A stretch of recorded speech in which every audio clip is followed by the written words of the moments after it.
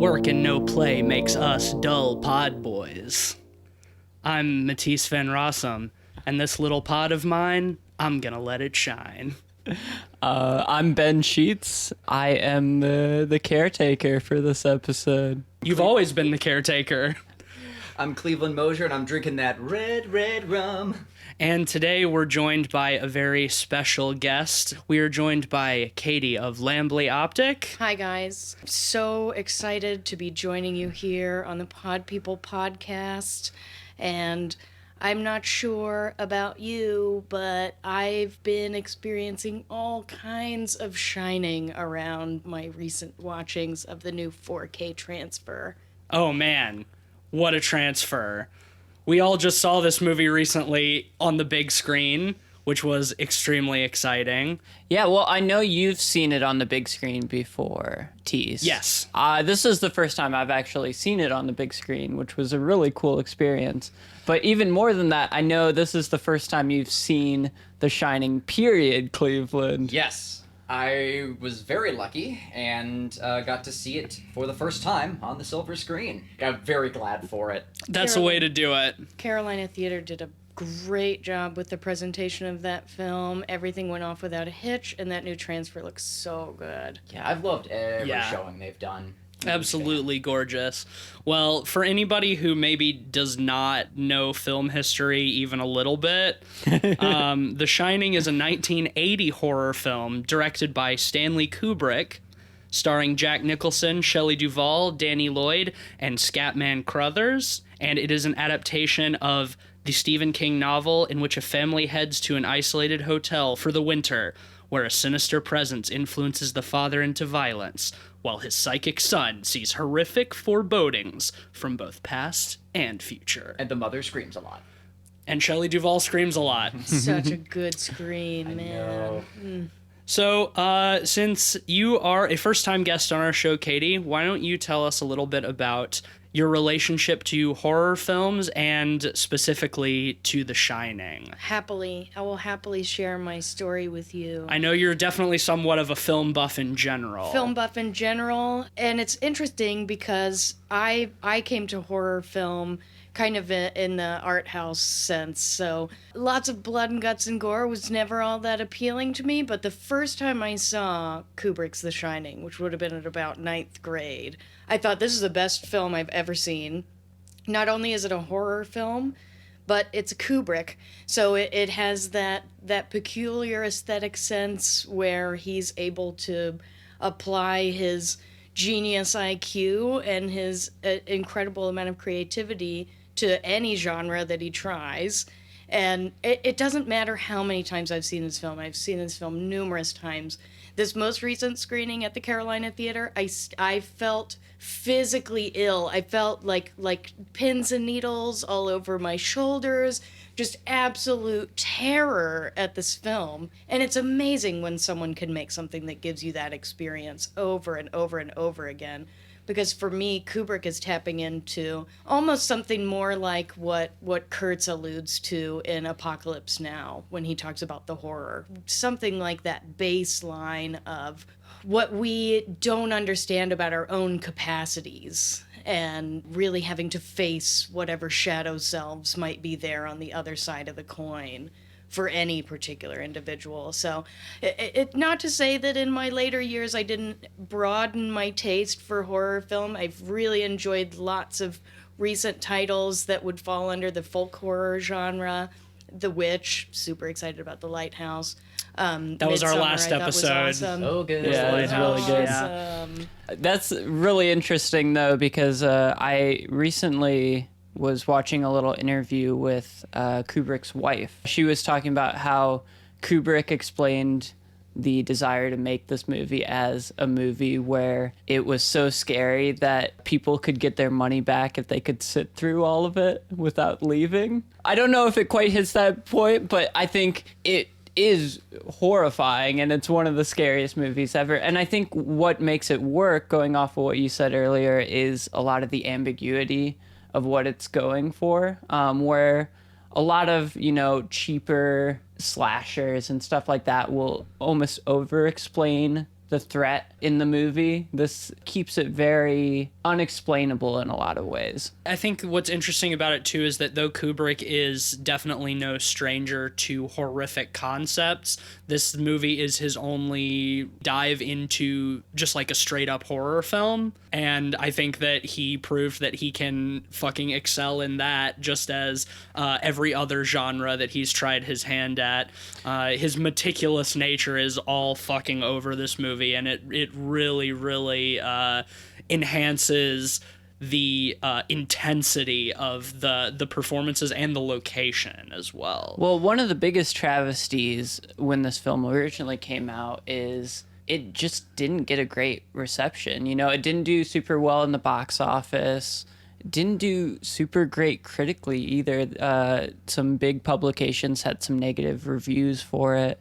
And even Stephen King said he, hated this adaptation. Which, I mean, in fairness, a lot of horror movies we consider classics nowadays, stuff like The Thing, for example, don't do super well when they first come out. They only gain their acclaim over the years. In later years. It's such a travesty that we didn't get any other Kubrick horror movies, because I think The Shining really shows how strong he is at tapping into these ideas. Well, he could be a Woody Allen and just be crapping out a new film Just every make the year, same but movie over and over one thing again. that's so lovely about Kubrick is that he would take his time with his films absolutely. so that he could be meticulous to every possible detail and have as much creative control over production as possible, which it was well deserved.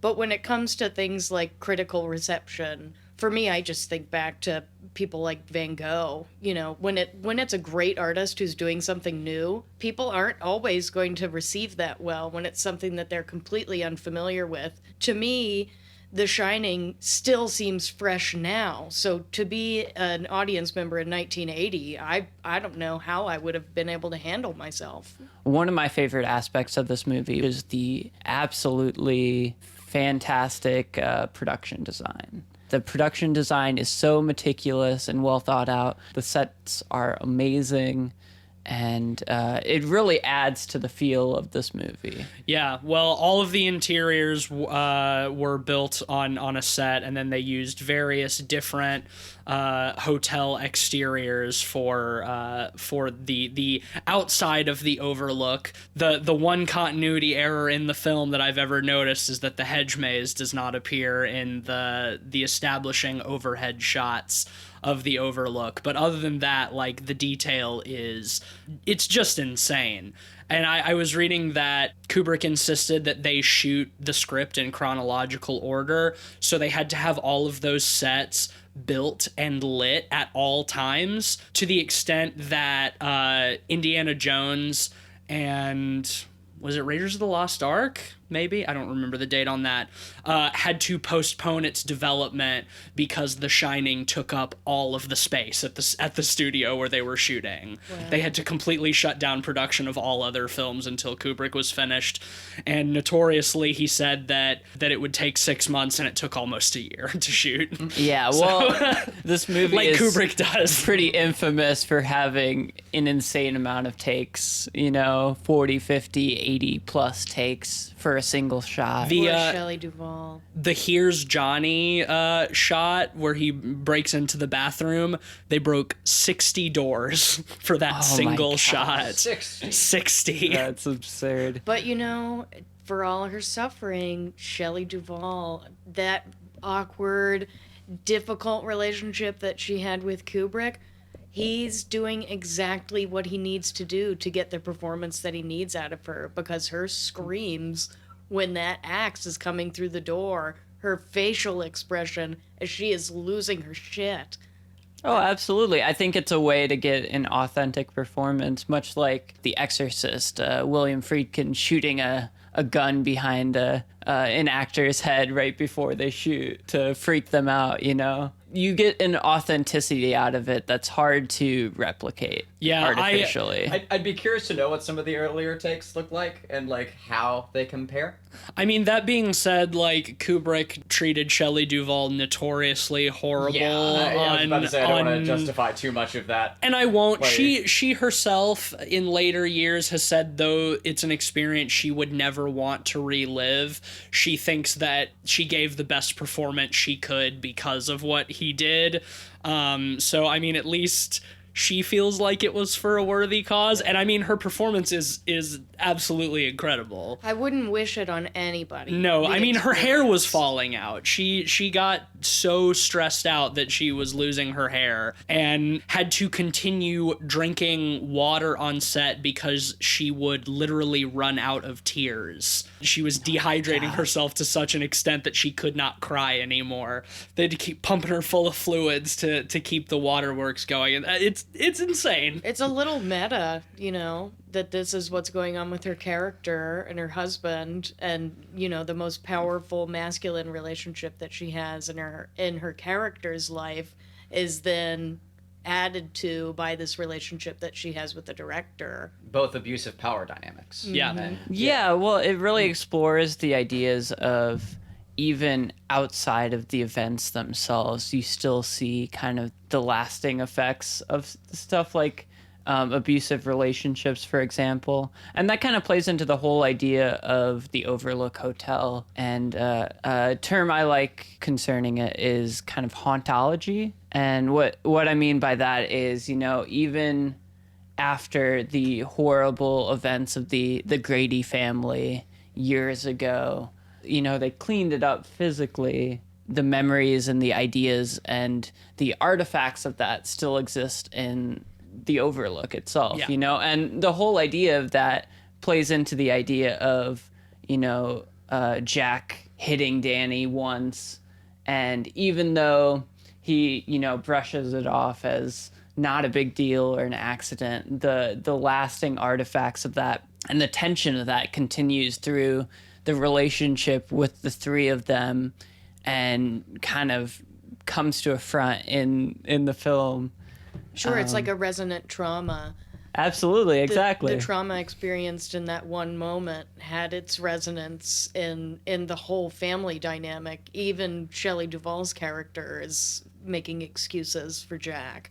Wendy, when she's sitting down talking to the psychologist or the, you know, children's therapist. The doctor.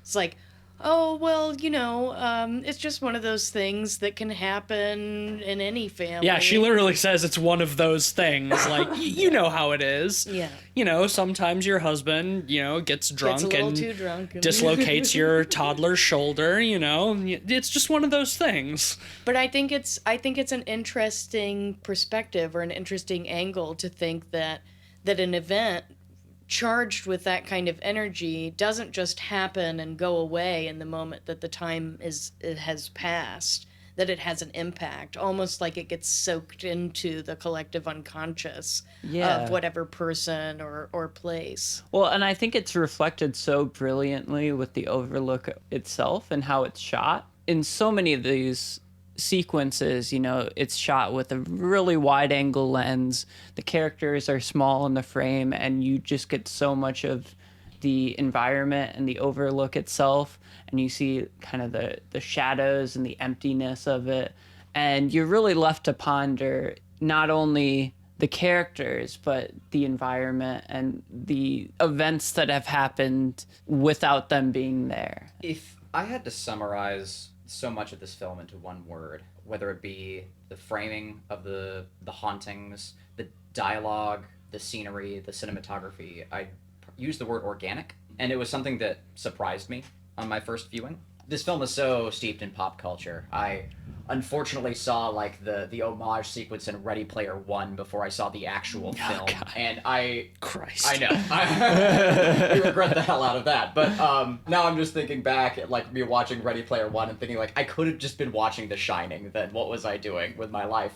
But anyway, my point is it's so steeped in pop culture that my expectations for this film were somewhat different than the actual thing itself, in that I was expecting the film to be a much grander spectacle. And while the cinematography is masterful and it does have a degree of presence, it's all so organically worked in that the film succeeds in frightening because it makes you forget it's a film, and it does such a fantastic job of just of pulling you in.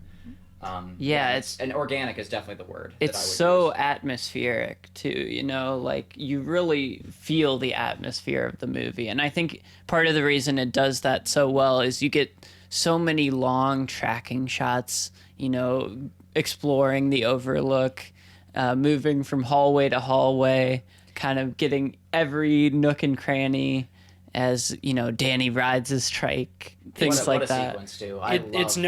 It's notably one of the very earliest uses of the Steadicam. Rocky was one of the ones before it, and I think there were two other late 70s films that had used I think a De Palma before. movie used it before, but yeah, so like you get so much of that with Danny riding his big wheel around, and I love the sound design in those scenes of him going from the carpet to the tile to the carpet, and how there's no music and it's just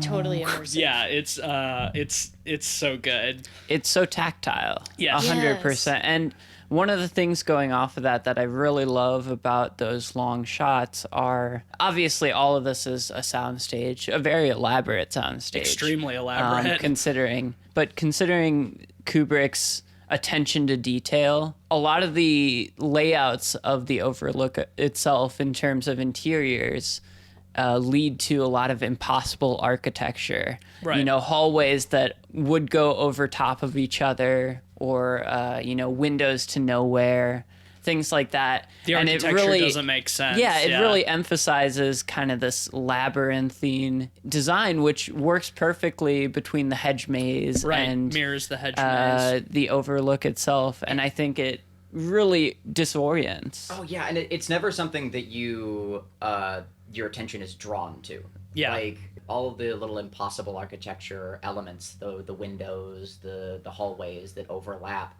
they're all things that you feel, but you're never just they're never brought to your attention. Right. And it's You can never based orient on that. yourself in the Overlook Hotel. Like, you know the locations, like the main room where Jack works, their little apartment, the kitchen. You know all of these spaces, but you don't know where they are in relation to each other at all.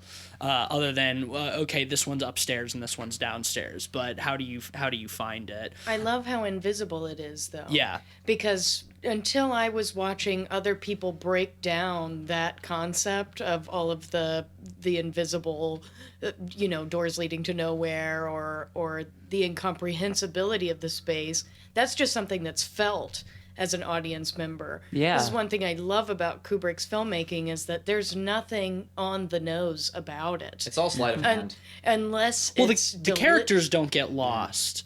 So you as the viewer can't orientate yourself based on the layout of the hotel, but it has enough of a logic to it that, like, the characters are not losing themselves in it. You know, Sure. they always know where they're going.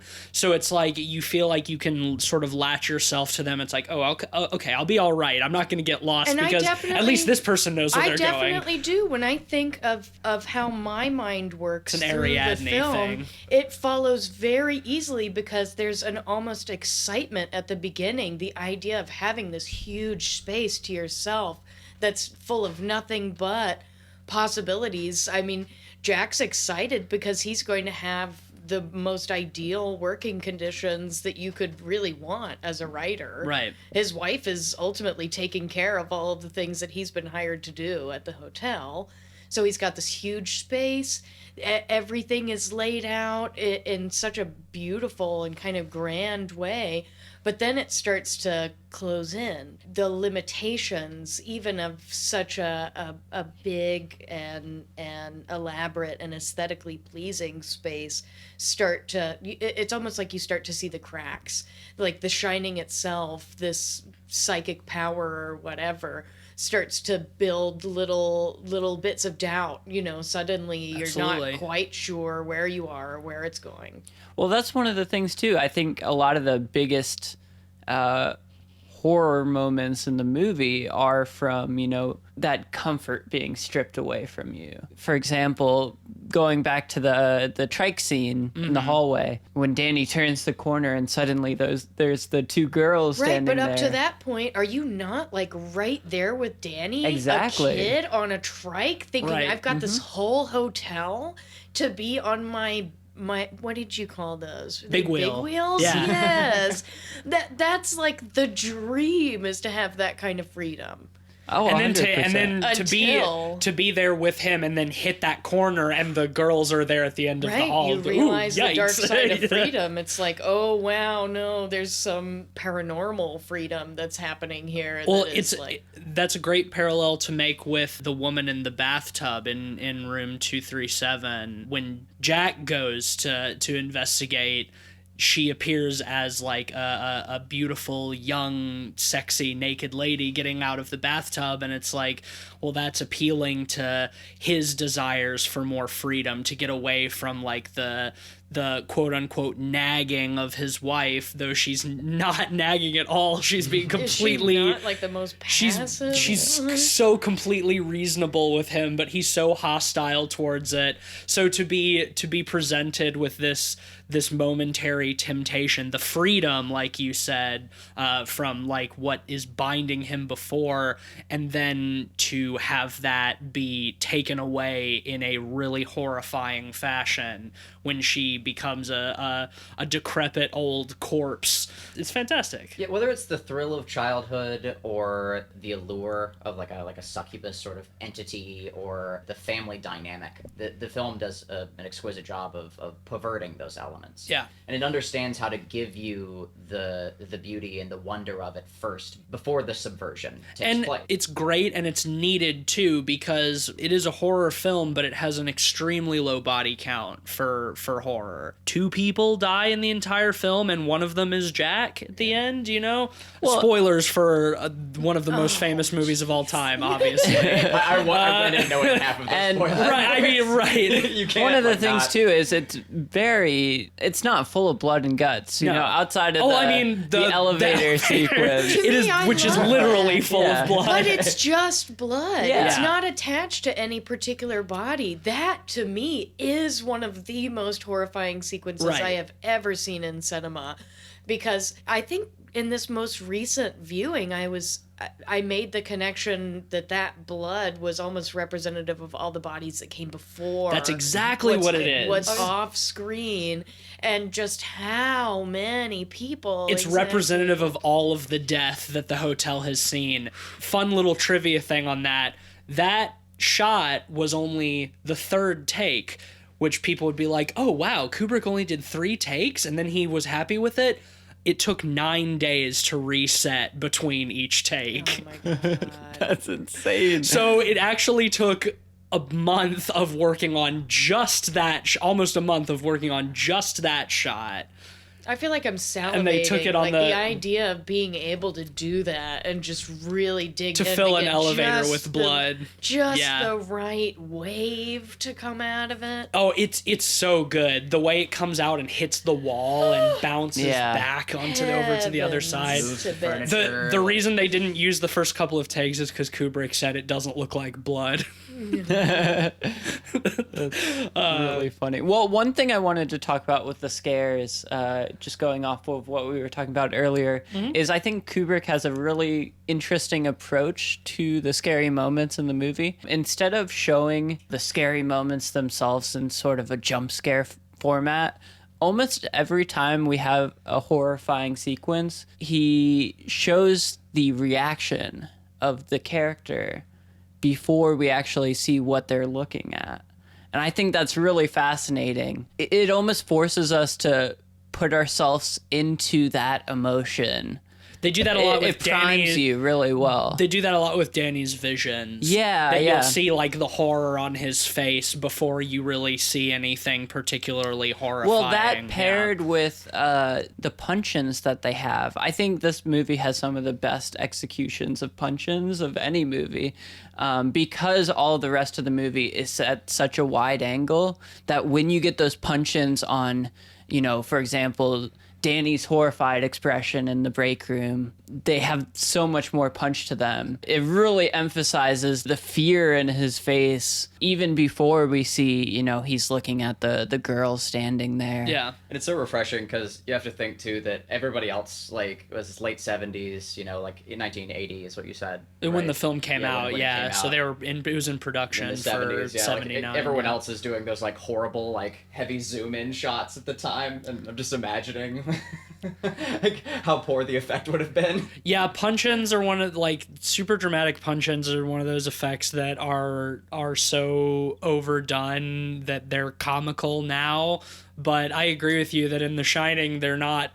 I don't laugh at them like I do at punch-ins in other 70s movies. Usually like hard cuts to close-ups, right? Like, are there too many like sequences? There's where a the lot camera, of punch-ins. There's some punch-ins. There's quite a few punch-ins of the door with Red Rum, of Danny's face. Oh, you're right. Yeah. And I It's think just so organic. I think Yeah, it works didn't- so well because the movie is so restrained in having close-ups to begin with. Yeah. And when it does, it's still with wide-angle lenses. So when it actually has the zoom punch-ins, it feels so much more intense because we don't actually get those close-ups very often in the movie. There's only one shot in the film that I do still find legitimately funny. I laugh out loud every single time, no matter how many times I've seen it. And it's the very slow dolly in on Jack while he's fallen asleep at his typewriter. And he's just going... "Ah! Ah! I find that shot so fucking hilarious it's got, every like, time. It's got legitimately comical moments, though, right? Like Yeah. even later on in the film, where like when you see Scatman Crothers in his, I don't know if it's his house or His his hotel- bungalow, yeah. his bungalow, God, and I he's love got that those house. amazing framed nudes on his wall. It's like Yeah, this is with all the big afros. yeah, Yeah. and it's Jealous, like honestly. there's something to be said for keeping things a little lighthearted so that the audience doesn't just completely Sure. descend into Levity's important. I guess I should more specifically say a shot that I find funny that I don't think is supposed to be. Oh, sure. I think that there's, especially in, like early stuff with developing Jack's character, he's witty, he's sharp, he's a writer. So like he's got some, funny lines. He's got some eyebrows. is what He's got some eyebrows. Jack Nicholson acts with his eyebrows, man. That is true. Powerful eyebrows. They're phenomenal. But that slow dolly in of him just making noises while he's asleep is I love just how primal it is. Well, Like, that's- it's that- almost simian. That's the thing is like when he wakes up, when Wendy comes to him and he's like telling her about his nightmare about like murdering her and Danny and like chopping them up into little pieces. His performance in that scene, like the horror in his face and in his delivery, like it immediately removes any levity from it. Like I laugh at it and then I'm immediately no longer laughing. no, you it's know? funny though. But it's really funny. It all kind of harks back to that perversion, subversion we were talking about earlier. Like you get the sense of beauty and wonder or comedy or brevity before he perverts it. Yeah. And so many other films, it's a lead in with spooky synths, and it's just tension the whole time, and it plays its hand too early. And this film never, I think like overplays its hand. It does exactly what it sets out to do. But I mean, that is Kubrick. He was such a perfectionist. He would not release something that he wasn't 100% sure on in every single little detail. Yeah. And you hear that, and it makes you think that the film, or it made me think going in, that the film was going to have this degree of like surgical precision, but so much of that I think attention to detail is an attention to make it look naturalistic. Yes. And Sure. that's what I But that didn't is where that realize surgical going in. precision is Yeah. there, is because it works so hard to make you not notice. Basically, I think I went in expecting like Wes Anderson horror, and that is absolutely not what Yeah. what I got. And I Don't get me very glad started for on it. Wes Anderson, because I could start making very unfair comparisons between him and Kubrick. The thing that a lot of critics at the time complained about is there's a formalism to the film to the point where it can feel cold. And I don't really know if I got that. You know, I think honestly the performances themselves are pretty big. You know, I think they're just well executed to the point where they don't feel cartoonish. You know, there's a formality to, you know, the style of it, but I don't think the performances are that clinical or cold. No, there's a- cold. I would describe the film as cold, but intentionally cold. I think chilly. that adds to the sense of unease. But no, the performances are not clinical by any means. No, a good example I think is when Danny comes back from the game room when the family's touring, and I think Jack Nicholson says something. Oh, it's so 70s to him, where he's like, "Yeah, you done bombing the universe?" Yeah. You know, it's like. All right, I'm gonna get into it then, because to me, when it comes to The Shining, especially after this most recent watch, I couldn't help thinking mostly about family dynamics, especially about misuse of power, those kinds of power dynamics. For me, it goes back to something like a baby boomer ideal of the 1950s lifestyle, where you've got the nuclear family and you've got this idealization of like the breadwinner dad and the stay-at-home mom and the mostly well-adjusted kid, but then the perversion of that going to Jack, it's almost like he's concerned about the fact that he's an artist, right? He's a writer. Right. He's got to produce something that's original. He's got to be working on something that says something to someone, all the while being a father. So he's got these various pressures in his life. Not only is he a failed artist, all he can get out is whatever these spirits are able to generate through his work. But he's also got this incredible amount of tension with his family, and that they're preventing him from being able to explore that. Because it seems like all he really wants to do is to dissolve into this almost mythical world of the hotel surrounding him. Right. He doesn't really want to work. He's completely obsessed with his work. But he doesn't really want to be doing that. He wants to be partying. He romanticizes the idea of being like a secluded hermetic writer who, you know, goes up into the mountains for the winter and comes back with like a masterpiece novel. Well, and part of the reason he goes to begin with is because he's in the throes of a writer's block that we see throughout Right. the film that, you know, kind of elevates some of those tensions. Right. Well, we know that he's been like a school teacher, but as far as we can tell, he hasn't had any kind of success as a writer. Right. Well, He's a wannabe writer. he's you know? feeling tension about the fact that rather than producing some kind of exhibitory work, he's been teaching kids English or whatever. And from the way he treats Danny, I think we can get the vibe that he's not a very good like children's school teacher either. Like He was definitely not doing that because he wanted to be doing that. And Yeah, we get the yeah. vibe that was probably a short-lived occupation as well, especially when he frames it to Wendy saying like, well, you know, what am I going to do when I get Well, back? in the- Am I going to be a mechanic? Am I going to be a whatever? Because I think your days of being a school teacher are behind In the you for book, some he beat reason up we a don't know. student. So Oh, well, there you go. Okay, there you go. Exactly. Did not know that. That makes great sense. that's why they had to this? I move love to that it's Colorado. implied. That's why they had to Yeah. move to Colorado because he beat up a student. What is this toxic masculinity that is plaguing Jack? And that's really, for me, that's where the meat of so much of my interest comes from. If it's not in the phenomenon of Shining itself, it's in that power dynamics relationship between Jack and Wendy, especially, where Jack is in a position to have to prove his worth as a father, as a breadwinner, as a creator, really. And he's failing miserably at it, and he's taking it out on the world that he's got all these expectations laid on him, but he's ultimately a failure at what he's been doing. There's not any value that he seems to be bringing to the world, so whatever expectations there are on him, he's just looking for an escape. Right. And you see that stereotype, I think, like in the industry as well. It's the type of person who wants to be a writer because they like reading, you know, and it's more like, oh, well, I like escapism, and so I want to fall into this. Like, you see that in the art world, especially. Like, a lot of the artists that I listen to and stuff will talk about, like, those people who like, you know, they want to work in video games because they like playing video games. It's like, well, you know, like, that's not the same. Sure. I mean, I'm definitely guilty of it in the sense that I love movies. I love watching movies, writing about movies. You know, I went to school to make movies, so... Just like us. Yeah.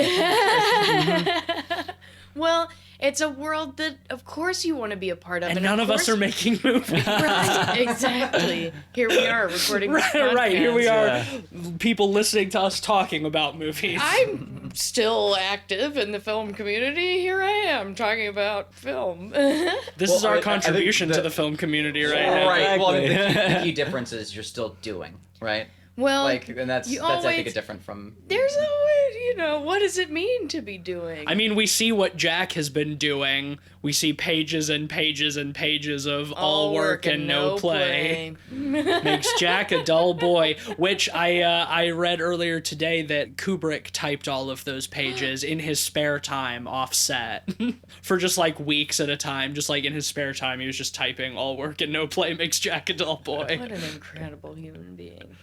Right, at least you can say that he was abusive to his cast, which he certainly was. No need to sugarcoat that. But at least he subjected himself to the same rigors of his meticulous nature. At least he had something to show for it at the end. At least all that suffering got to turn into great art. How many shitty films have there been where people suffered to make it? Excellent point. No, it's so true. Some of the best art, I think, like in human history, has come out of like deep suffering. But that shouldn't be an excuse for the suffering itself, too. You know, like Absolutely for every not. Kubrick, there's a dozen wannabe Kubricks that are just torturing. They're just straight up abusing their cast and crew. No, Yeah, that is definitely not to be condoned. It's the kind of thing that I would not be so lenient of if the actors themselves who underwent it are like, you know, it was worth it for the sake of the art. We did what we had to do. Wouldn't do it again, but look what we have. I think the answer is just all consenting parties. Yeah. Like if you are there to be an actor and to put yourself through like that sort of hardship. Bondage is great if everybody involved is into it. Exactly. Sure, yeah. As long as like everyone has Consenting signed that adults. contract Exactly. beforehand, it's fine. But only then. In a weird way, too, this is going to sound weird, but I feel like it's more appropriate for The Shining and the themes of The Shining than a lot of other movies that do it, just because it's kind of the artifacts of abuse and how that maintains itself and resonates itself throughout the environment and the surroundings. Sure. And I think that works well. Along those lines at the beginning of the podcast. It's a testament to the suffering that the cast and crew would have gone through to have something like that at the end. Something I find very funny is that in extremely stark contrast to what Kubrick did to Shelley Duvall, he was exceptionally good to Danny Lloyd. I was gonna ask. Danny Lloyd didn't know that he had made a horror film until he was 17. He was 6 during the production of this movie, and they led him to believe that they were just making a drama film, and he saw a heavily edited version when he was like 11 that cut out most of the horror, and he didn't see the actual cut of the film until he was 17. Wow. But like Kubrick was super nice to him. They like played music on set to like get him ready for the different scenes and stuff like that. No idea he was making a horror movie. They pampered that little boy. Well, I mean, if you look at Shelley Duvall's character, Wendy is gaslit out the ass. Yeah. That is her Absolutely. entire existence. is having someone pitch a false bill of goods and her trying to make something out of what she's been given. Who knows how they actually got together in the beginning, but seems like maybe it was one of those deals where, like, oh, we've got a kid on the way, I guess we'll do this family thing. Right. And she's just trying to make the best of it and be as pleasing of a presence as possible and be as non-confrontational as possible. So if you're a director and you're Stanley Kubrick and you're looking at this situation and you're like, how do I help this actress become Wendy? I'll just gaslight the fuck out of her and just make her life. Just turn her into the It character. doesn't matter what she does. It's not going to be good enough. Yeah. In that position, I would have a much easier time being able to emote on Yeah, camera. well, because at that point it's hardly acting anymore. It's just the reality. Sure. The older I've gotten and the more I've seen this movie, the more I kind of look at this movie from her perspective, and kind of a lot of the horror for me is gleaned out of that, being stuck in I the agree. situation, being trapped in an empty hotel. Wendy's with- the lens of this film. Yeah, think. yeah. I agree with you. Like, it's hard to identify with anybody other than Wendy, you know? Like, you like Danny, you like Dick Halloran. Jack is likable to an extent, but, like, Wendy is the lens, I think. Sure. And she's like she's just a regular woman, right? Right. She's like a girl next door turned wife trying to do the thing. If you look at that in comparison to the other major female character in the film, the woman in room 237, she's nothing but either a massive idealization of what you get with femininity or what happens to femininity after it ages in the most horrifying Right. way. Jack's going into it like, this is what I thought I was getting, but this is what I feel like the world is actually giving Right. me. No, it's a very astute observation. He deserves it. He deserves does. the horror that He he does. experiences in that moment when he thinks he's got a nubile body in arms, but then there's a decaying. Well, I think he deserves everything he gets in the film, because the hotel, the Overlook, gets to him for a reason. I love that. If he was of a stronger constitution, the Overlook would have nothing to sink its teeth into in the first place. Sure. You know, like, it is just amplifying his true self. Yeah, and his ultimately weaknesses one of too. weakness. Yes. Yes. Yeah, you know, a great example of that is, you know, the hotel is dry, it doesn't have any alcohol, and he's quit alcohol, Jack's quit alcohol, and suddenly in the gold room, But he's not surprise, happy surprise, about it. He knows he needs to be sober. But Well, he's not, but he doesn't, Not he doesn't, willfully so. You're gonna Right, love how no. proudly Wendy says 5 months. Right. Like, during that bit, like, oh, 5 whole months, you know? Like, my life has been a lot better for Wow. 5 months. Yeah.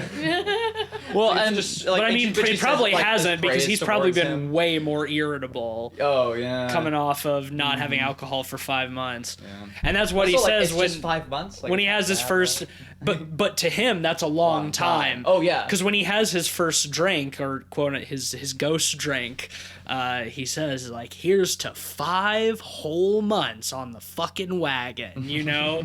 Like, that has been an eternity to him. Sure. Well, if you're an alcoholic and you've got that physical dependency Right. on the sauce, 5 months is a really long time. It is. You're not going to be having a good time. And if you need It's all a that matter to of escape perspective, whatever yeah. your demons are, then probably you're not going to be happy about it. Or ghosts, in this Man, case. that fucking scene where he goes to the bar for the first time is So so good. good. Joe Turkel is so good in that scene as Lloyd. I love the way that scene is lit with the glowing top of the bar, but so it makes Joe Turkel look like really skeletal. He's got his Yes. head, he's got the Kubrick stare going on, but is like he's got such like dark shadowed cheekbones. the whole design of the gold room is so cool, it's with great. all of the gold tiling on the walls and the ceiling Yeah. just reflecting the light. You get this really interesting otherworldly, and once again, it's about ethereal glow it's off like of that everything. that ideal thing that Jack is trying to grasp. Everything is gold, you know. He's drawn to the gold room. He wants the gold. Yes, he wants to be somebody. He wants to Right. be somebody without really putting in the work to be And somebody. and by the end, I guess you can say that he's found his place. He does become somebody. He becomes the caretaker. He's always been the caretaker. He's become another artifact that haunts the Overlook. Right. You know. Yeah. I'll tell you what my favorite set is, and it's the bathroom. Oh, yes. yeah. The fucking bathroom, man. Like with the butler, like With just Grady, yeah. those red stalls are just so rich. I love how often they break the 180-degree rule in that scene to start like disorienting you and put it like having in one shot Jack is in the right third and then they cut and Grady is in the right third, like right where Jack is because he's becoming yeah, Grady. and they Yeah, start to mirror each other. Ah, it's so good. And of course, like it's the room where he's imbued with this like ghostly need to hack his family to bits is this red, bathroom. Like it's so it's so good. It's very evocative. Yeah, it is. It's hellish, but at the same time very sterile. It's very Exactly where you green. don't want to be if you've eaten some mushrooms. Oh my god. God, no, you are so right. No. Oh man. It's really like Absolutely horrible.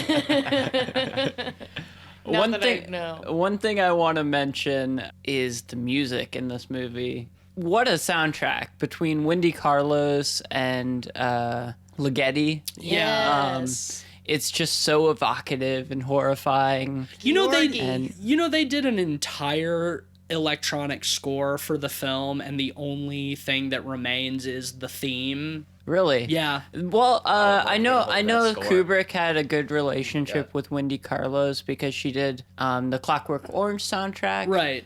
Before this. I bet she was probably okay with that. So is Wendy Carlos on the opening theme? Yes. Yeah. With the horns? The iconic. It was so crazy. A day before they screened The Shining at the Carolina in 4K. Literally the day before, I was listening to the local classical music station and they played that. Oh, wow. And I was like, this is some Shining. This is Shining happening It's- right now. A lot of people don't realize, or maybe just don't know, but that melody, it is directly taken from the Catholic Requiem Mass, the Dies Irae, Day of Wrath. It is that melody. It's the same. If you play them next to each other, they're identical. Oh, that's awesome. But yeah, I was surprised to learn that is the only piece, and I mean it's iconic. Everybody knows the Shining music. I'll put an example of that and the Dies Irae here.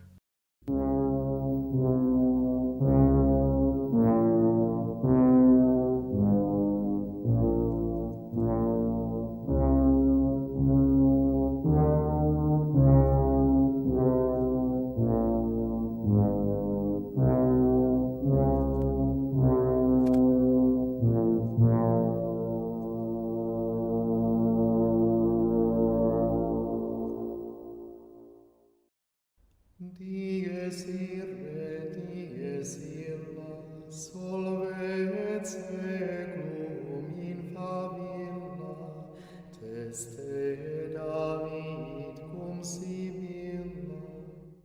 But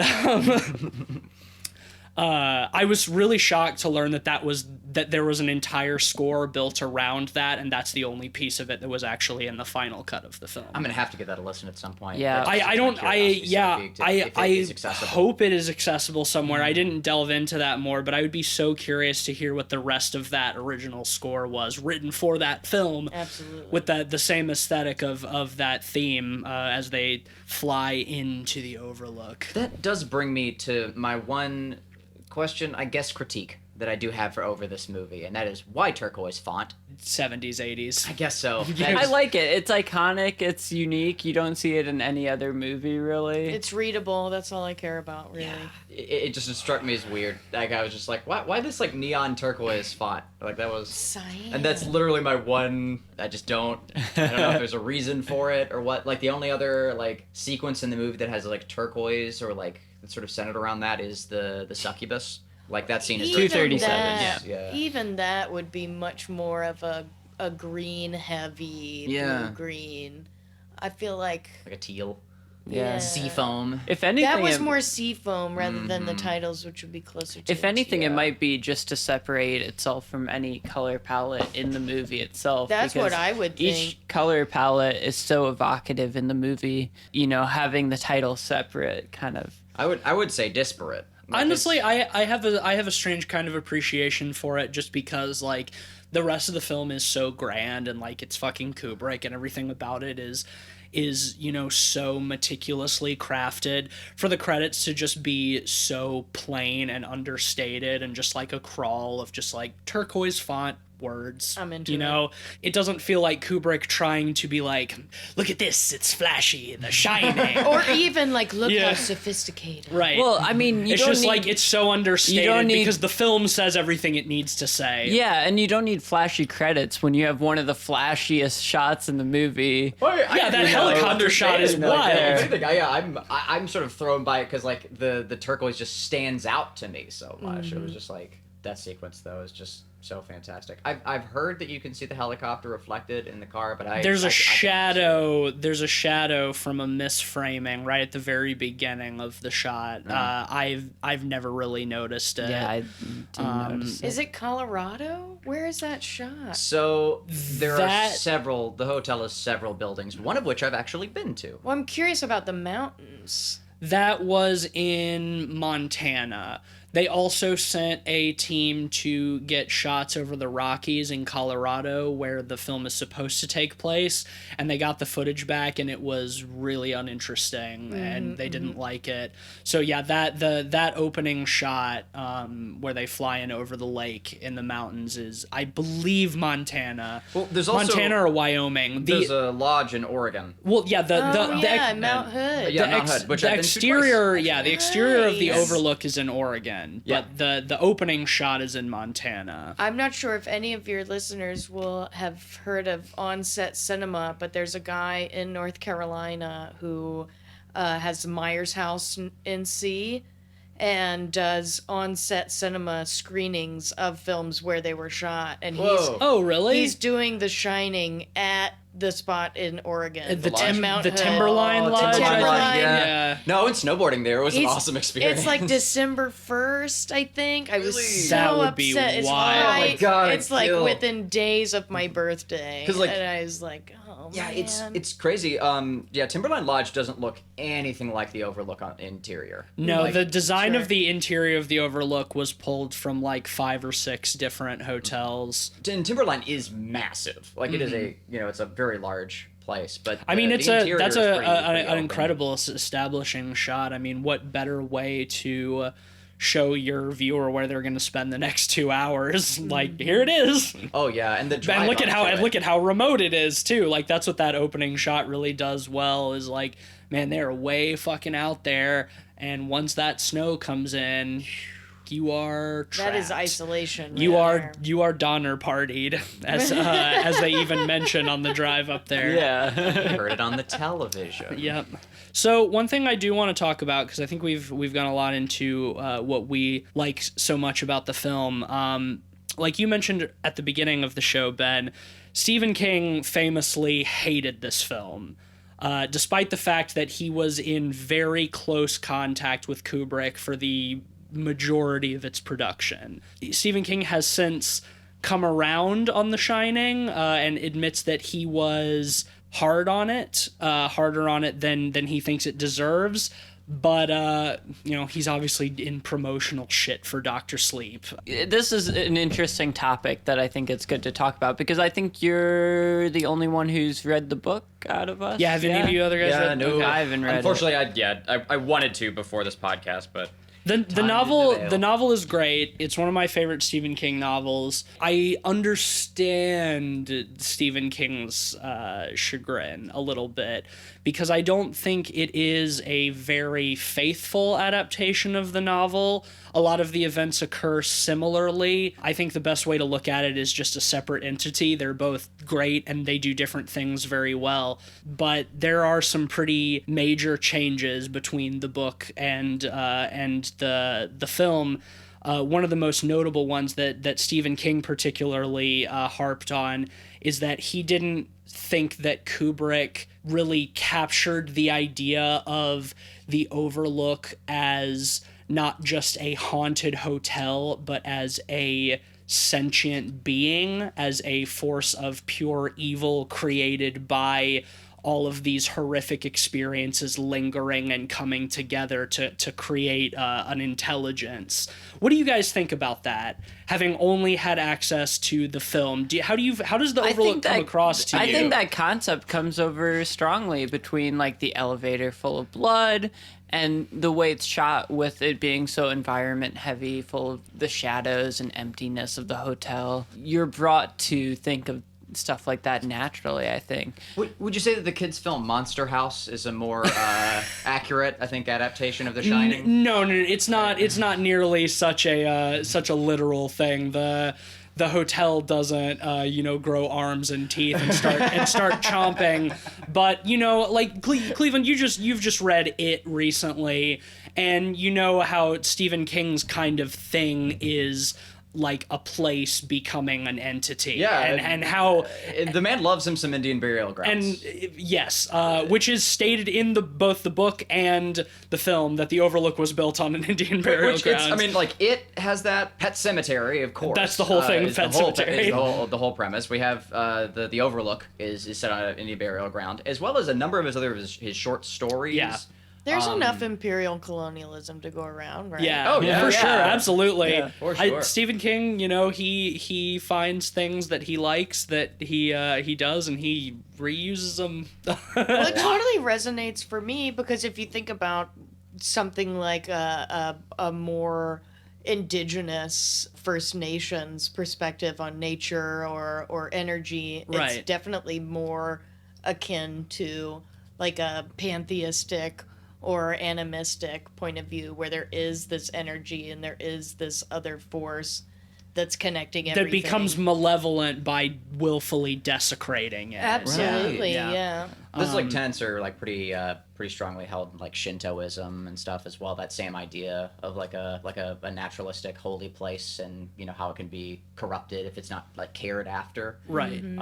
Yeah, definitely that premise. I think it's really nicely universal. But Stephen King felt that like in the film there's too much of it more being like Jack's weaknesses and sort of inequities that are influencing him and making him susceptible, and that he just sort of goes mad, whereas in the novel it is like, sure, Jack is still a recovering alcoholic and he has the sort of violent past and he's hurt Danny before, so like all of that is still there, but it's much more of like a direct physical possession of the Overlook taking control of him to wreak havoc on his family. I've got to say, I almost prefer the Kubrick version if that's the case, because to me, it puts more responsibility on Jack.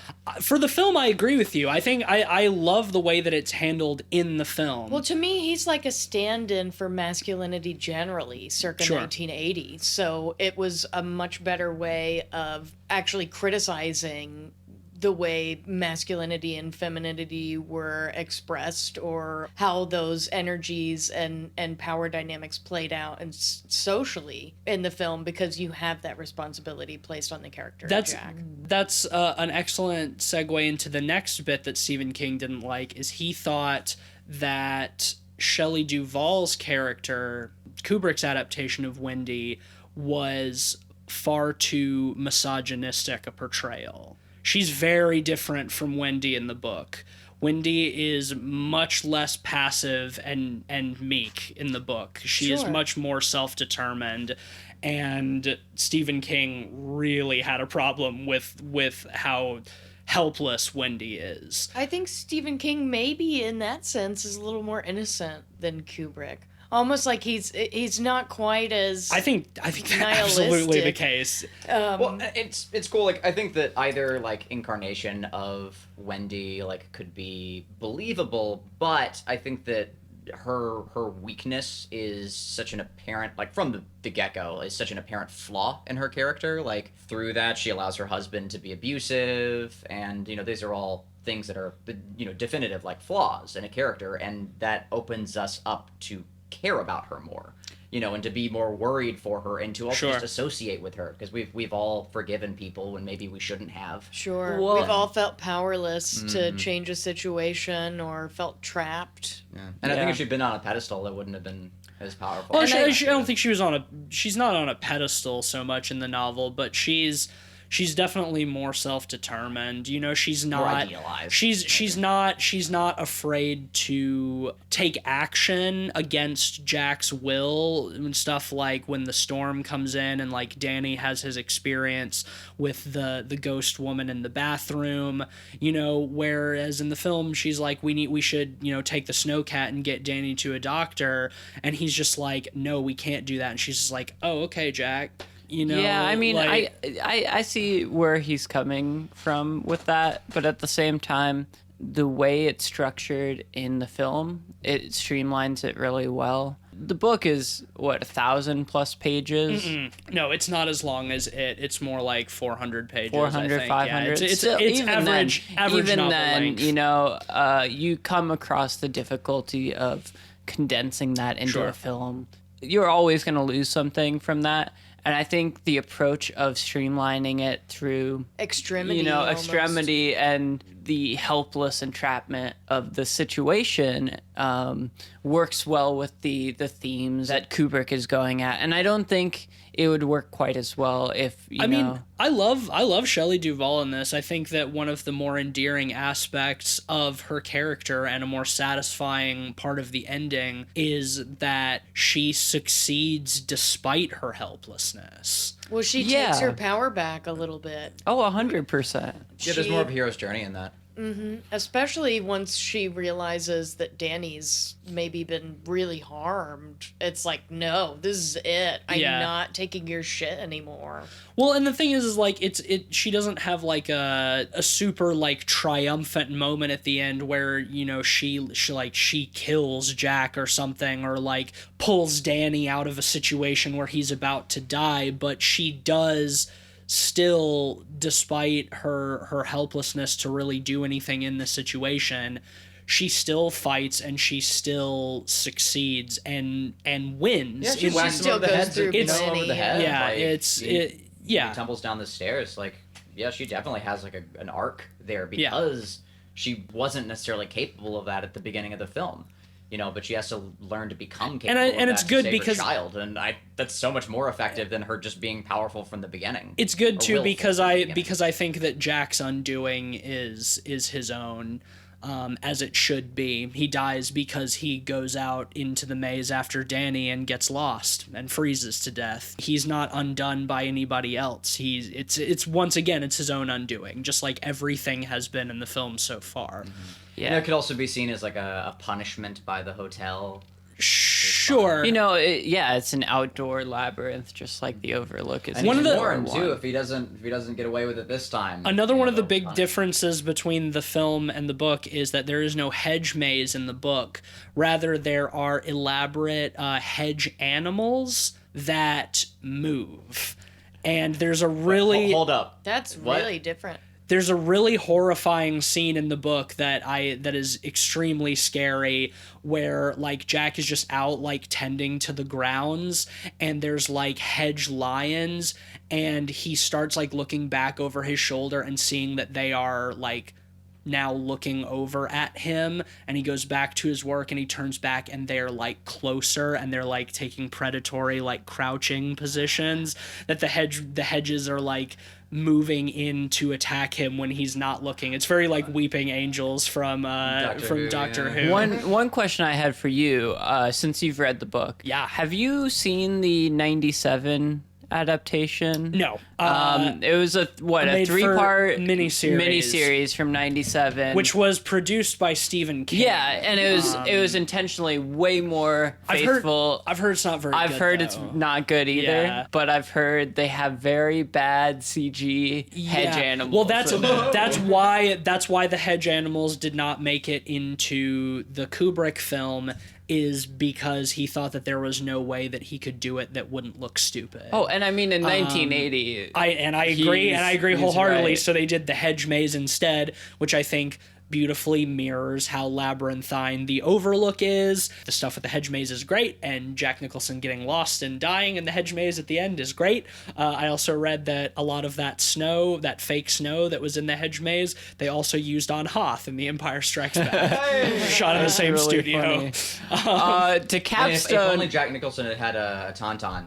Right. yeah. He would have been Cut okay. open and snuggle up. It would have been just fine. You know? To capstone all of Stephen King's complaints, I just want to say that I find it so rich that he was complaining so much about the Shining adaptation, and then a year or two later made Maximum Overdrive. Go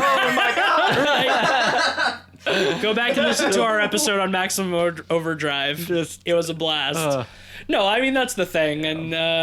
And I think Stephen King is self-aware enough about that. I think another reason he stopped shitting on The Shining so much was because Kubrick still had the film rights to The Shining when they tried to make that miniseries. So part of Kubrick's deal with Stephen King was like, all right, I'll sell you the rights so you can make this TV show, but you gotta stop shitting on my movie. It worked. Yeah, I mean, he did. Who knows how much he actually still thinks that The Shining is good or bad, but I mean, he sure is out there shilling for Dr. Sleep. Well, I guess mean, he alluded to it a little bit in that extended teaser. Right. Oh, I feel so ripped off from the one at the Carolina. They said it was going to be 8 minutes, and they showed us the same trailer, but color graded wrong. Yeah. It was 45 seconds. Really, except it also had that interview with Stephen King, Right. where he's talking about He's like, this The Shining is is- faithful yeah. to both the original, Both the Kubrick movie and film the book. Right. Which does bring up an interesting point for me, or I guess a sort of a funny analog, is I was thinking about just how Stephen King's works overall have been treated, have gotten the film treatment. Sure. Compared to, say, like Philip K. Dick, who the majority of his works don't even have the same title by the time they make it to the screen. Right. Ridley Scott didn't even allow people to read Do Androids Dream on set for Blade Runner. Like, they're such different films. But the new Blade Runner manages to do a pretty good job of being both faithful to Do Androids Dream and also the original film. Yeah. And I think it is possible to do an adaptation like that. And if it can be done with something that was so dramatically different from the book, I wonder, like, The Shining isn't that different from the film. Like, by comparison, I wonder if it's... Well, I think part of the There's some difference pretty- is there's some Stephen pretty King is major still alive differences. and can have a more direct hand on control over that stuff. Well, that's the thing. I'm trying to keep my expectations pretty low for Dr. Sleep, but it is Mike Flanagan, who we've talked about extensively on the show. with Oculus and Oculus Hush. and Absentia and Hush, and we did Gerald's Game, which is another adaptation of a King work that he did, and I really like Mike Flanagan's work. Same. I did read Dr. Sleep. I thought the book was great. I don't know how the adaptation to film is going to be. I'm going to try to keep an open mind, but we'll see. The trailer has me concerned. Well, it's the CGI and the eyeballs that really threw me.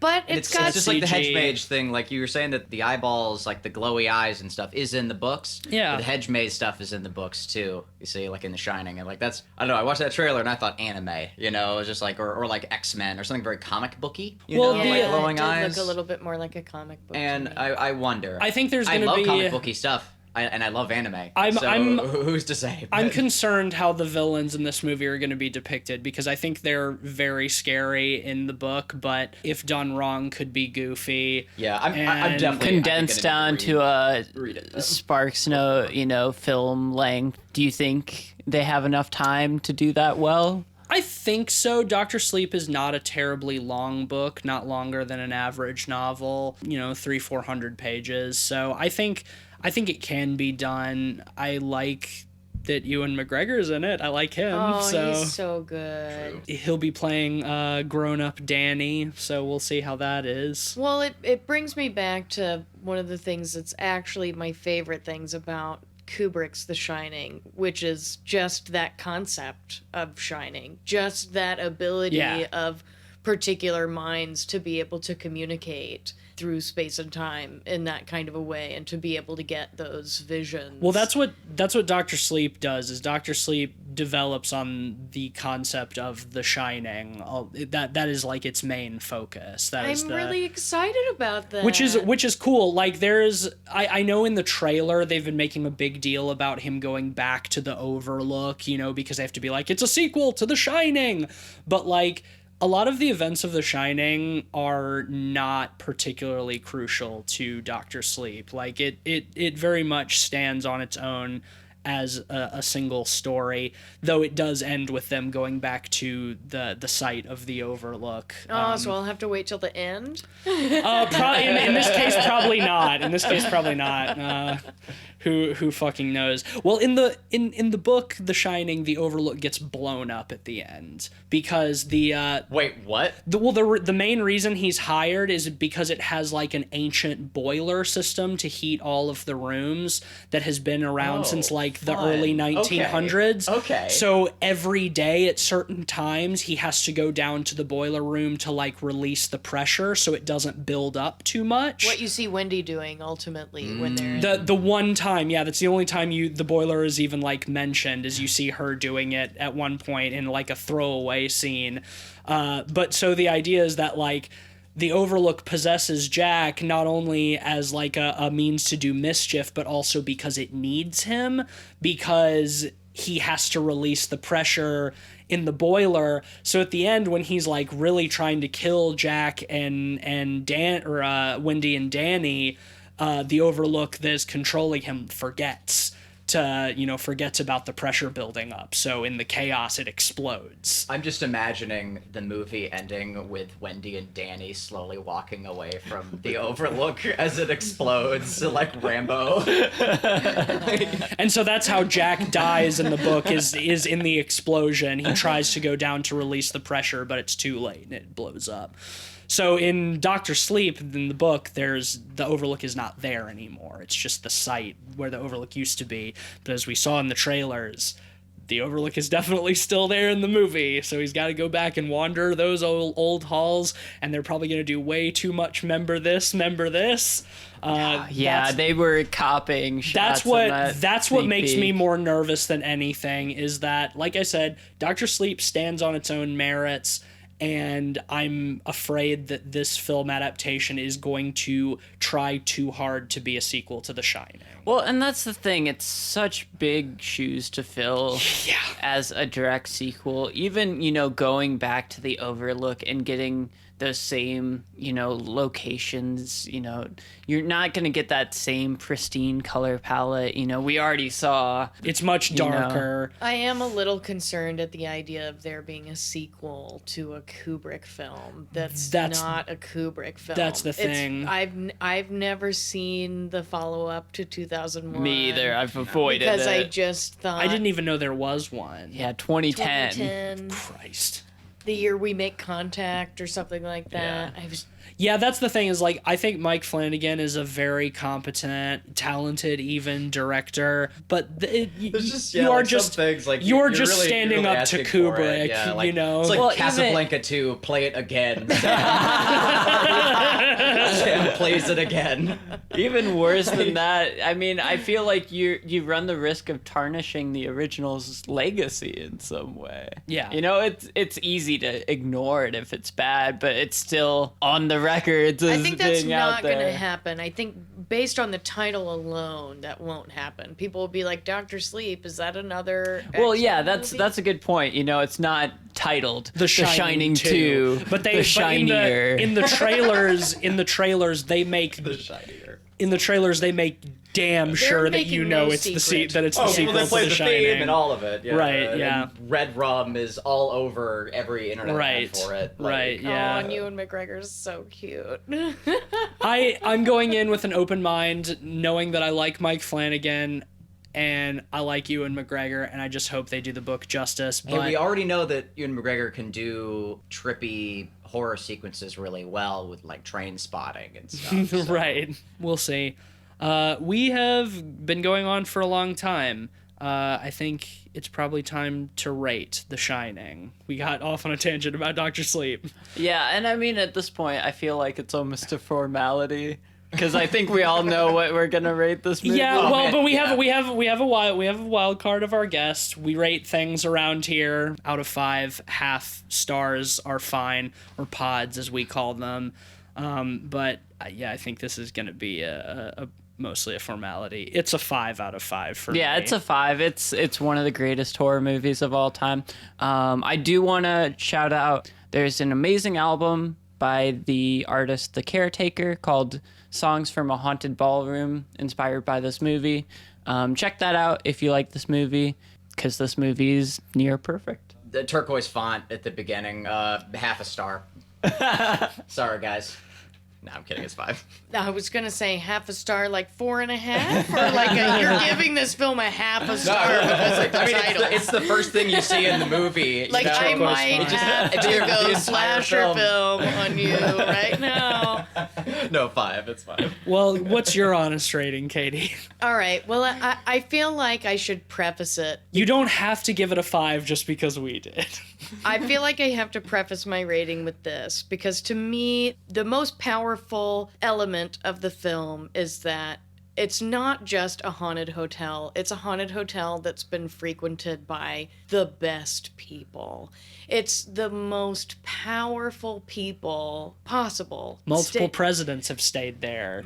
Presidents, you have this immense hierarchy that's alluded to, and I think in these strange times that we live in, I still love and hold on to the idea of this nefarious elite who are engaging in like the most traumatic kinds of activities, the most evil We all kinds of- have Epstein brain. Thank here. you. I was about to say that. Yeah. We've all got Epstein brain. It wasn't a suicide. So for that reason especially, but also because of everything that we've spoken about here already, obviously a 5 out of 5. There's Yeah. just having a filmmaker like Kubrick on this, he's not going into a project like this to make a mistake. No. And he didn't. It's a perfect film. And that being said, because we probably won't talk about any of Kubrick's other films on the show because they're not horror movies, I don't think that every Kubrick film is perfect, but this one fucking is, for Could sure. you do Eyes Wide Shut on this podcast? Maybe. I've thought about it. It's on the fence, but I think It's on the I think fence. we I'm down. could justify I'm down. it. because I would get really tinfoil hatty by the end of it. If we wanted to really go there, then we might do Eyes Wide Shut. haven't seen Esoteric it. time. Yeah. Ooh. Another one. I haven't seen it either, but I know enough I about have seen it a few times. Oh, fun. Yeah, it'll get me devolving into a conspiracy theory about how Kubrick was killed. Probably. That Something that like one that, you that one know? will bring out the pizza mind Just in me. consider it, and I'd love to come back and talk I mean, about Maybe that. Here's a we'd good have you back for Eyes Oh, Wide just Shut. so you, they're screening it locally. Duke is actually screening Eyes Wide Shut. I think in just a couple of weeks they're doing Eyes Wide Shut and they're doing Mulholland Drive in 35 millimeter. Oh, just so you're nice. aware. I love I Mulholland just Drive. thought I should one go of my ahead and pitch favorites. that because Thank you for that. Screen Society is on it. Here's a fun question. Favorite Kubrick films? I know mine is personally The Lunar Landing. Oh, I was wondering That's why a you good asked one. that question. Maybe JK, Barry but- Lyndon or Passive Ooh. Glory. One of the two. Barry Lyndon's one of my least favorite Kubricks. I That's a dark horse, man. yeah, The Shining is probably my favorite that I've seen. I also really like Full Metal Jacket. Oh, well, I guess we're going to be a well-rounded group then, because my favorite film ever for maybe 10 years was Apocalypse Now until I saw Kubrick's Lolita. One I still haven't seen of his. I have not seen all of his stuff. 2001's probably mine. It's good. I've seen it, yeah. You know, they're all, I would like to say I love all of them equally, because I really do love every single Kubrick film.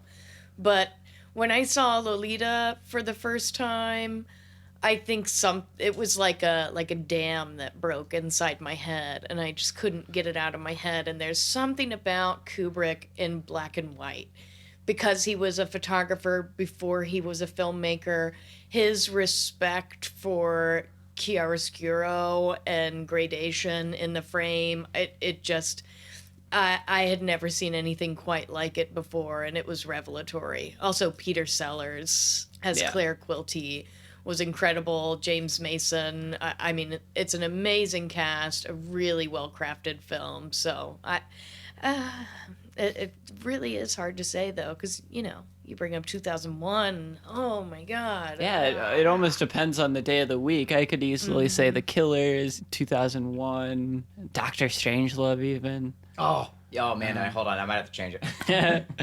That was an interesting discussion question there. Yeah. Spartacus. Spartacus. I'm Spartacus. So It's actually a great film. that's our third unanimous 5 out of 5 in a row. Whoa, I you're promise right. we did not intend to do that. I'm not going See if to. Dr. Sleep can Right. Oh, well, that's the no. thing. Is like in that train roll. I feel like it's unlikely that we'll have a 4th in a row, but maybe Doctor Sleep is the best movie of 2019. All right, yeah, let's man, that's another thing too. It's like it's going against some pretty big contenders for like what else I've seen on the big screen. It's been a this year. strong year for horror. Maybe One of the strongest. Cleveland and I were talking about this the other day. Maybe the strongest year for horror ever. Like you have years where like 2 things come out after each other, or just Like, a couple of great It's films, but definitely just a horror in contender. general. I But, can't. you know, with- I can't think of another single year that has had this many incredible horror. What was And it? I know- Climax, Us, Climax! Midsummer, Lighthouse. It just doesn't Yeah, stop. Ready or Not. Ready or Not, like Yeah. just like so many like bangers, like absolute bangers. Well, Climax and that's the killed thing. me, I've man. started Sure, to build Sure, it's really good. my best of the decade horror movie list for the end of the year for our episode. There's many a from this good year. chunk of them just from this year. And it Yeah. feels weird putting that many, but I think it's just evocative of how quality this year is. This year and like 2016 was another year like that too, because 2016 had like Raw and The Witch. The Witch, oh my God. yes. And It Follows like right before. It Follows was the year before. Just the last half of this decade has been so incredibly stacked. But we'll talk more about that in our best films of the decade episode at This the end year's of not this even year. over yet. It's not. This episode needs to be about at its end because I still have to edit this. But before we go, we have to get paid. So Cleveland, why don't you go on over to the sponsor shelf? Yes, sir. And pull us down a sponsor for this week. Yeah, so okay, here we go. Got a nice relevant sponsor for us this week. Okay. Have you ever burnt toast in your house? Well, I'm sure. I've had a Everyone stroke has. before, yeah. Yeah. You ever speaking of strokes, you ever murdered your whole family before? Once or twice. It can happen to any of us, really. Well, worry no longer. Get the smell right out with Canley Stubricks, Kubrick in a can. Make that shine away. Get it out of here with, what did I say? Canley Stubricks? Stubrick in a can, or whatever the fuck. Make that shine stop shining. The world doesn't need to shine anymore. All right. Well, that'll bring us to the end of this week's episode. Thanks for that, sponsor. If you liked this extra beefy, extra special episode and that fantastic sponsor, go on down to Apple Podcasts or wherever else you get your podcasts and smash the 5 stars and leave a nice review. Review us like you would review Kubrick, because we truly are the Kubricks of the horror podcast. We did record this scene. podcast 147 times until we got it right. That's why it feels so natural. I broke 12 chairs in the sitting so long to record this podcast. Here's Johnny. So take that into consideration when you leave us a rating and review, because it does not come cheap. on our mental states to provide such quality programming as we do. You can also follow us on Twitter at PodPeoplePod or at letterboxd.com/PodPeoplePod, where you'll find a list of all the films we've talked about on the show with our average ratings and links to those reviews. And, we just put another one into the halls of the golden pods. So go look at The Shining there next to others. Just insert that DJ Khaled gif. Another one. Speaking of another one, you can follow me on Twitter at Mr. Van Awesome. I'm on Twitter at Mr. Sheets. You're more than another one. But you can follow me sometimes shooting for Light Arc Studio, and of course, you can check out our work. It Stares Back on Steam. Just give it a Google. Our ESO is quite good. SEO. Whatever the fuck it is, it's good. It's so good, I don't have to remember what it's called. ESO Speedwagon.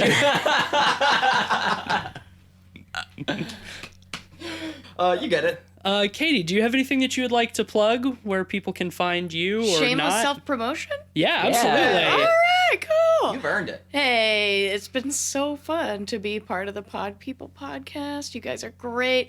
If you're interested in knowing a little bit more about what I do, writing about film with an esoteric or metaphysical bent, you can find my blog at www.lamleyoptic.com/blog. That's lamlyoptic.com. You can also follow me on Instagram at lamleyoptic. We'll put your link in the description as That's well. In the So show nice. notes. Hell yes, Thank absolutely. you. Well, I'm sure that if you go and read what Katie's written, it will be much more coherent than the average episode of this show. I don't know. So, it gets a little subjective, is all I'm saying. That's okay. So yeah, definitely check that out. And thank you so much for joining us, Katie. It was a Yes, blast. for We would sure. love to have you back again. Would love to talk to you guys more about more movies. I will have a post coming out really soon about Apocalypse Now, covering the new cut, Coppola's final cut of Apocalypse Now. So Fantastic. keep This an eye out for that. episode will be up on Thursday. Oh, sweet. So yes. I don't know if that'll be out by then or... Maybe. Well, I don't give Apocalypse myself soon. Apocalypse soon. eventually. Apocalypse, it's coming, we promise. All right. God.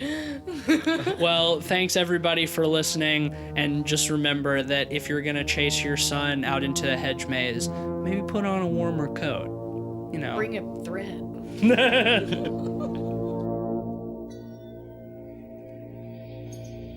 Thank you.